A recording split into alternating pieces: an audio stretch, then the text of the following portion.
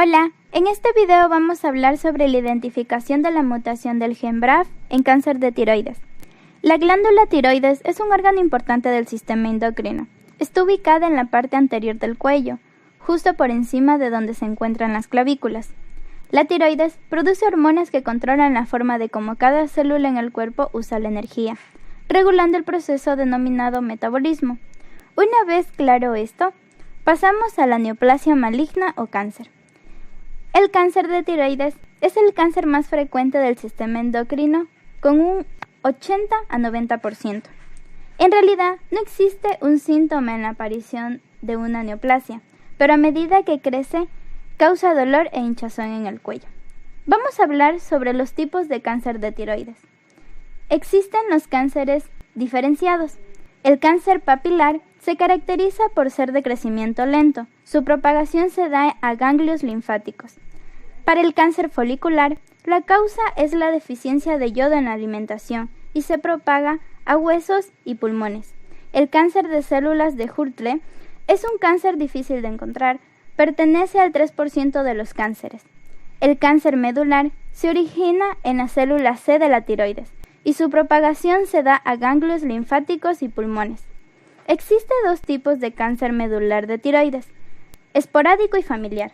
El esporádico no es hereditario, a diferencia del cáncer medular de tiroides familiar, el cual es hereditario en un 20 a 25%. El cáncer anaplásico, o también llamado indiferenciado, está presente en el 2% de todos los cánceres y su propagación se da a la altura del cuello. Los factores de riesgo. Los cánceres tiroideos ocurren alrededor de 3 veces más en las mujeres que en los hombres. Otro riesgo es el antecedente familiar. Su riesgo de cáncer de tiroides aumenta si usted tiene un pariente de primer grado con cáncer de tiroides. El sobrepeso es otro punto importante. El riesgo parece ser mayor a medida que aumenta el índice de masa corporal. Por otro lado, una alimentación con mucho yodo puede aumentar el riesgo de cáncer de tiroides papilar. Entonces, ¿cuánta incidencia de cáncer de tiroides habrá en el Ecuador? El Centro Internacional de Investigaciones sobre el Cáncer nos dice que el Ecuador tiene el 5º lugar entre los países con mayor incidencia de carcinoma de tiroides en mujeres.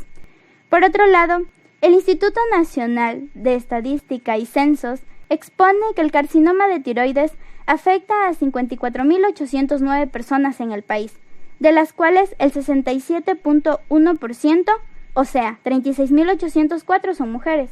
Las ciudades con mayor incidencia de casos son Quito, Cuenca, Loja, Guayaquil, seguidas de las provincias de Manabí y El Oro. Causas genéticas del cáncer de tiroides. A veces el cáncer de tiroides medular causa un cambio en un gen que pasa de padres a hijos. Estos cambios en el ADN que activan los oncogenes o que desactivan los genes supresores de tumores. Aquellos genes que inciden en el cáncer de tiroides son los siguientes. Gen BRAF.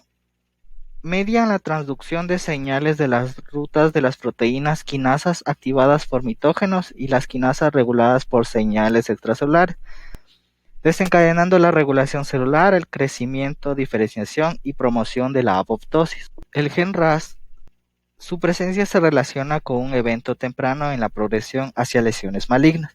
Se ha implicado en las fases iniciales de desarrollo de diversos tipos tumorales. El gen P53, o también conocido como guardián del genoma, se encarga de la organización de la reparación de los errores en la replicación del ADN. Se comprende que el fallo de este mecanismo puede condicionar de forma decisiva el desarrollo de neoplasias. Finalmente, el gen RET causa que las células crezcan y se dividan. Ahora hablaremos sobre el gen BRAF. El gen BRAF se localiza en el cromosoma 7 del brazo mayor 24. Codifica para la proteína serina treonina quinasa. En cuestiones de cáncer actúa como un oncogen. Está implicado en el aumento de la fosforilación del MAP2K1 y el MAP2K2. En cuestiones de procesos biológicos, escapa de la muerte celular programada y la señalización proliferativa. Suena muy complicado de entender, ¿verdad? Pues bien, los genes son la unidad básica de la herencia, de los cuales se van a transmitir de la madre y del padre. El gen BRAF produce la proteína serina treonina quinasa, que ayudan a controlar la reproducción celular dándole su categoría como oncogen.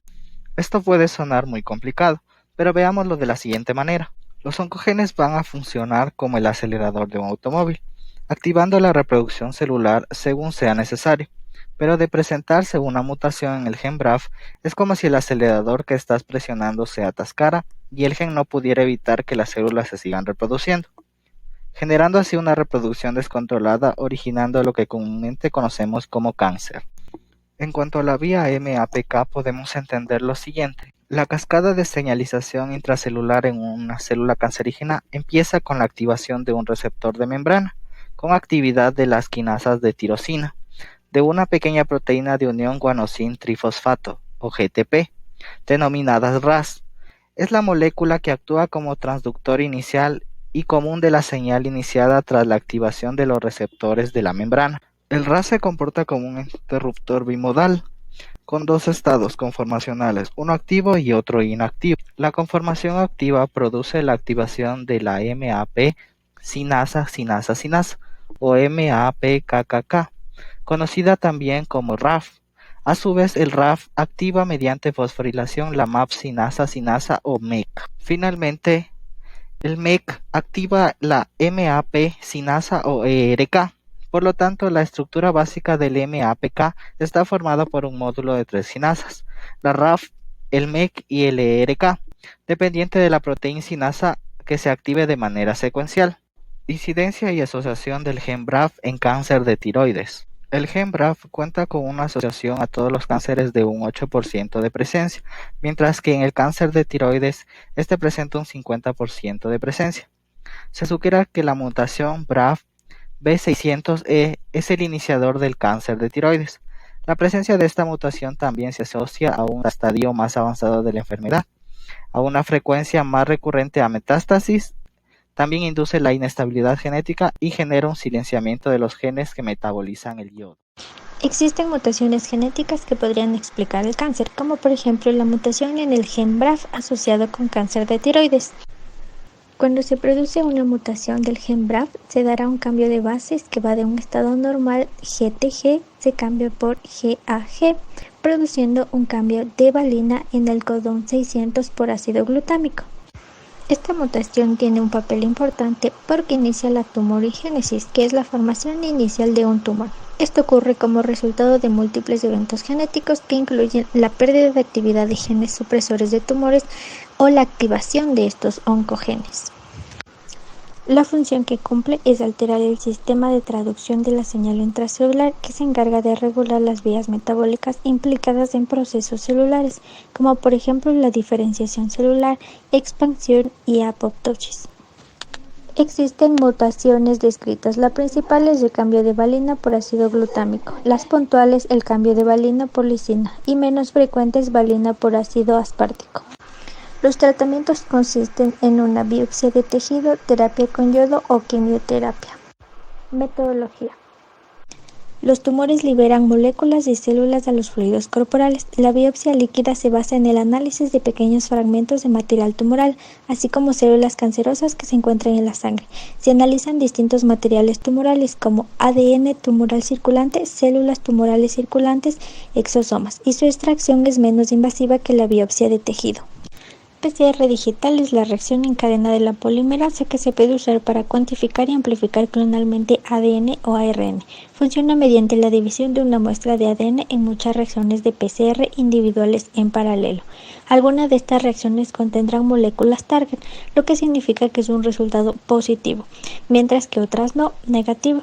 Una sola molécula puede amplificarse 1.000.000 de veces o más. Durante la amplificación se utiliza TAGMA, con sondas específicas marcadas con diferentes fluoróforos, y para su lectura se ocupa un cromatograma. Hola, soy Esteban y les voy a hablar sobre el PCR digital. ¿Por qué utilizarlo? Tanto el análisis de las mutaciones como de la variación en el número de copias de un gen se ha detectado mediante PCR convencional. La concentración del ADN presente en muestras clínicas como sangre y tejidos tumorales es muy baja, aproximadamente unos 180 nanogramos sobre mililitro. Esta cantidad es indetectable por ninguna tecnología, por tanto es necesario llevar a cabo una amplificación mediante PCR digital. Además, los datos se obtienen nada más finaliza la reacción con cada ayuda de un lector, lo cual da una cuantificación absoluta sin la necesidad de utilizar curvas de estándar como PCR. Así obtenemos unos datos más precisos y reproducibles. Como primer paso tenemos que preparar la reacción. En un tubo Eppendorf tendremos primers y sondas, más supermix de Biorad, que es especialmente formulado para este tipo de reacción, y ácidos nucleicos. Todo esto se pondrá en un cartucho para la generación de gotas, de donde encontraremos el aceite, que nos servirá para crear las gotas con nuestra muestra. Luego tendremos nuestra muestra y espacio para las gotas.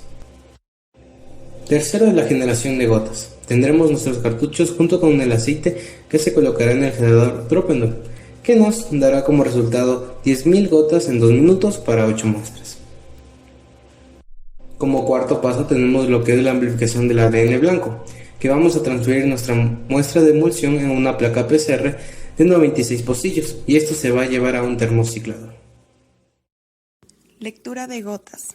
La muestra se divide en 20.000 gotas. Se ejecutan los ciclos de PCR en todas las gotas simultáneamente. Se calcula la concentración a partir del número de gotitas positivas. Fluorescencia convertida a señal digital.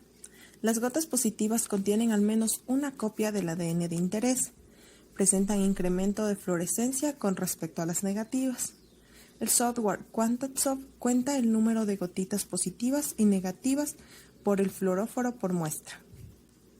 Como siguiente paso, tenemos que secuenciar la muestra de ADN. ¿Pero qué es secuenciar? Pues bien, secuenciar consiste en conocer la secuencia concreta de los nucleótidos que componen cualquier ácido nucleico, por lo que, con las técnicas disponibles de hoy en día, es posible saber la secuencia exacta tanto de ADN como ARN, y en qué orden se disponen los 4 nucleótidos, guanina, adenina, citosina y timina, que componen nuestra molécula. Friedrich Sanger elaboró un método bastante bueno para secuenciar el ADN de un organismo que se basa en la polimerización del ADN y el uso de didesoxinucleótidos que sirven como terminadores de la reacción y están marcados con diferentes fluoróforos para después ser observados mediante un cromatograma. Secuenciación por método Sanger, electroforesis capilar y análisis de secuenciación. El método Sanger incorpora DNTPs, marcadores con distintos fluoróforos, verde, azul, amarillo y rojo, que sirven como terminadores de la reacción, y para su lectura se ocupa electroforesis capilar con un detector. Los picos de fluorescencia correspondientes a cada nucleótido, estos llegarán a un detector en tiempo real y cuyos datos se pueden transformar informáticamente en un cromatograma que nos dará los datos de la secuenciación de nuestra muestra de ADN. Resultado: se llama cromatograma que contiene la información de la secuenciación y que cada color presenta una base. En la figura A, este resultado es normal, en donde se puede ver que la secuenciación es GTG, pero en el B se ve el cambio de T por A, siendo un resultado positivo para la mutación del gen BRAF. La aplicación de estas técnicas no invasivas supone una revolución en el diagnóstico actual, pronóstico y seguimiento de la enfermedad, beneficiándose tanto a pacientes en estadios iniciales como avanzados. En la actualidad, se han desarrollado múltiples métodos que nos permiten detectar y evaluar ADN tumoral, como lo es las biopsias líquidas, PCR digital y secuenciación.